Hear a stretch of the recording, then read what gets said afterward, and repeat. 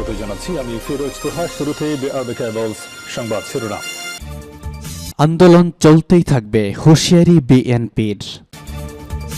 যারা ভোট চুরির সমালোচনা করে তাদের ধন্যবাদ জানাই, বললেন নজরুল ইসলাম খান। দেশে গণতন্ত্র ব্যতীত অন্য কোনো পদ্ধতি চলবে না, বললেন মঈন খান। সরকারের এখন বড় অস্ত্র মিথ্যাচার, বললেন জোনায়েদ সাকি। বিএনপি অংশগ্রহণ করলে নির্বাচন আরও প্রতিদ্বন্দ্বিতাপূর্ণ হতো, বললেন কাদের। এবং সর্বশেষ থাকবে, সরকার পতনে আন্দোলন চলবেই, রাজপথ ছাড়ব না, বললেন মঈন খান। আন্দোলন চলতেই থাকবে, বললেন মঈন খান। গণতান্ত্রিক আন্দোলন চলতেই থাকবে বলে ক্ষমতাসীন আওয়ামী লীগ সরকারকে হুঁশিয়ারি দিয়েছেন বিএনপির স্থায়ী কমিটির সদস্য ড আব্দুল মঈন খান।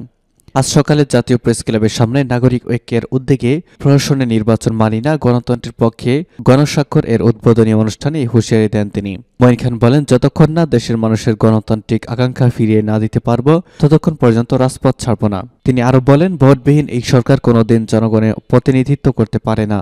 এদের সৃষ্টি হয়েছিল গণতন্ত্র, দরিদ্র মানুষের অর্থনৈতিক মুক্তির জন্য।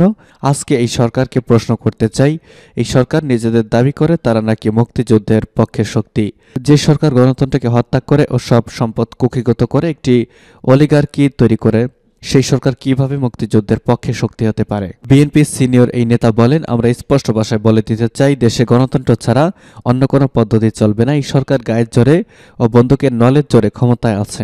আজকে শুধু আমরা একথা বলছি না, বিশ্বের বিভিন্ন মিডিয়া এবং রাষ্ট্রের বক্তব্য দেখুন। এই প্রশাসনের নির্বাচন সম্পর্কে বিগত কয়েক বছর ধরে আমরা বিরোধী দলগুলো যেসব কথা বলে আসছি, তারা বিশ্বের বিভিন্ন রাষ্ট্র সেই কথার প্রতিদ্বন্দ্বিতা করছে।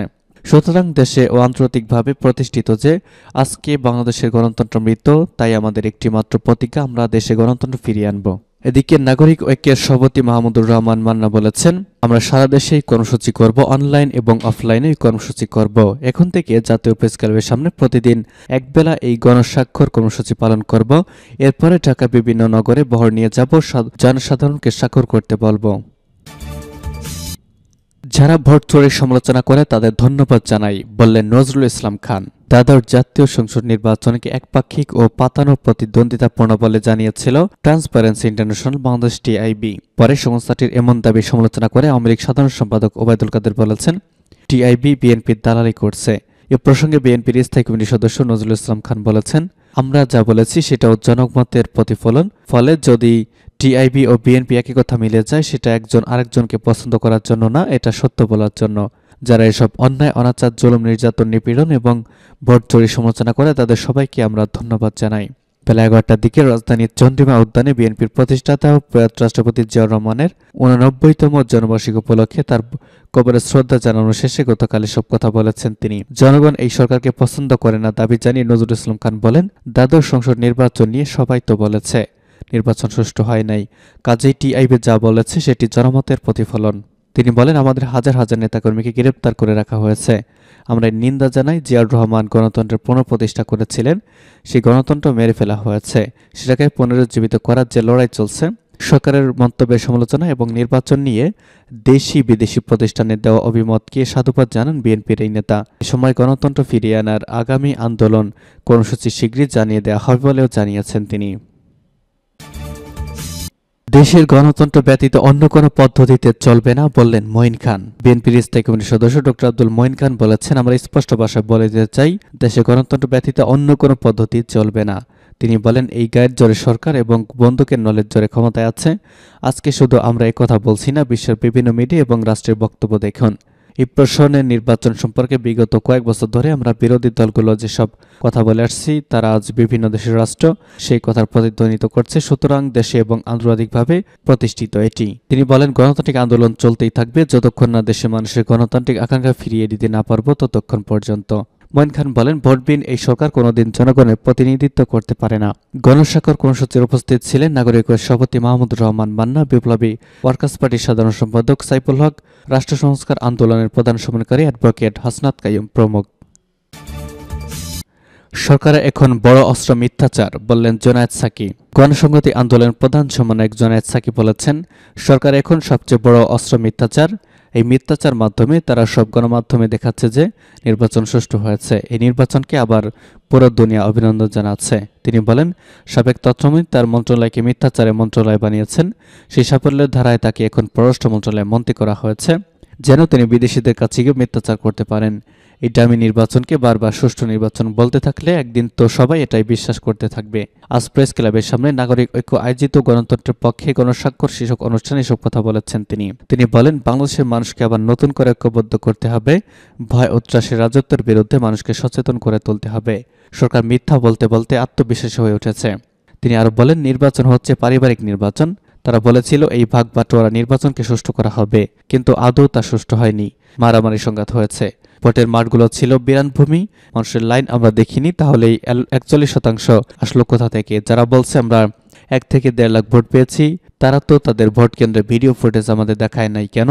মূল ঘটনা হচ্ছে এই 2 থেকে 3% ভোটকে অনেক বেশি দেখানোর জন্য ব্যালটে নিজেদের মতো সিল মেরেছেন। জুনায়েদ সাকি আরো বলেন, প্রধানমন্ত্রী বলেছেন 75-এর পর নাকি এত সুষ্ঠু নির্বাচন আর হয়নি। এটা নাকি স্বর্ণাক্ষরে লেখা থাকবে। আসলে কোন অক্ষরে লেখা থাকবে এটা জনগণই নির্ধারণ করে দিবে। বিএনপি অংশগ্রহণ করলে নির্বাচন আরো প্রতিদ্বন্দ্বিতাপূর্ণ হতো, বললেন ওবায়দুল কাদের। আওয়ামী লীগ সাধারণ সম্পাদক কাদের বলেছেন, বিএনপি অংশগ্রহণ করলে নির্বাচন আরো প্রতিদ্বন্দ্বিতাপূর্ণ হতো। শুক্রবার দুপুরে ধানমন্ডিতে আওয়ামী লীগ সভাপতির রাজনৈতিক কার্যালয়ে এক ব্রিফিংয়ে মন্তব্য করেছেন তিনি। কাদের বলেন, এই নির্বাচন আমাদের দেশের ইতিহাসে গণতন্ত্রের অভিযাত্রার মাইলফলক। দ্বাদশ জাতীয় সংসদের প্রথম অধিবেশন আগামী 30 জানুয়ারি থেকে শুরু হতে যাচ্ছে। শেখ হাসিনার সাহসিকতার কারণে আমরা দাবি করতে পারি যে দেশে গণতান্ত্রিক ধারাবাহিকতা রয়েছে। নির্বাচনের পরেও বিএনপির নেতৃত্বে চিহ্নিত সন্ত্রাসীরা ষড়যন্ত্র করার পায়তারা করছে। বিএনপি নির্বাচনে না আসা প্রসঙ্গে আওয়ামী লীগ সাধারণ সম্পাদক কাদের বলেন, তাদের অনুপস্থিতিও কেন্দ্র ভোটাশূন্য হয়নি, অপ্রতিদ্বন্দ্বিতাপূর্ণ হয়নি। পৃথিবীর অধিকাংশ দেশে নির্বাচনে 40%-এর উপস্থিতি বেশি হয় না। ইউরোপের অনেক দেশে সব দল নির্বাচনে অংশ নেয়ার পরেও 25 থেকে 30% ভোট কাস্ট হয়। তিনি বলেন, বাধা এবং প্রতিকূলতার মধ্যে মুখে নির্বাচনে জনগণের যে অংশগ্রহণ হয়েছে তা অনেকেই ভাবতে পারেনি। এত অপপ্রচারের পরেও 42.8% ভোট কাস্ট হয়েছে।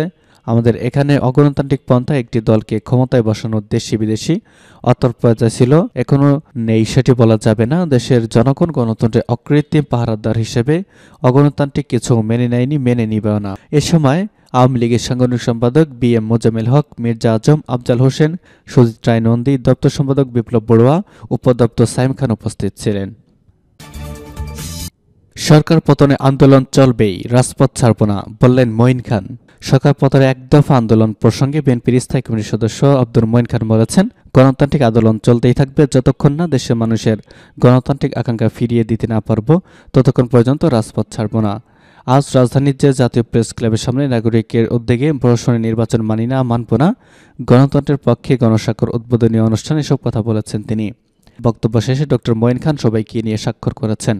তিনি বলেছেন, ভোটবিহীন এই সরকার কোনোদিন জনগণের প্রতিনিধিত্ব করতে পারে না। এদের সৃষ্টি হয়েছিল গণতন্ত্র, দারিদ্র মানুষের অর্থনৈতিক মুক্তির জন্য। আজকেই সরকারের প্রশ্ন করতে চাই, এই সরকার নিজেদের দাবি করে তারা নাকি মুক্তিযুদ্ধের পক্ষের শক্তি? যে সরকার গণতন্ত্রকে হত্যা করে এবং সমস্ত সম্পদ কুক্ষিগত করে, সেই সরকার কিভাবে মুক্তিযুদ্ধের পক্ষে শক্তি হতে পারে?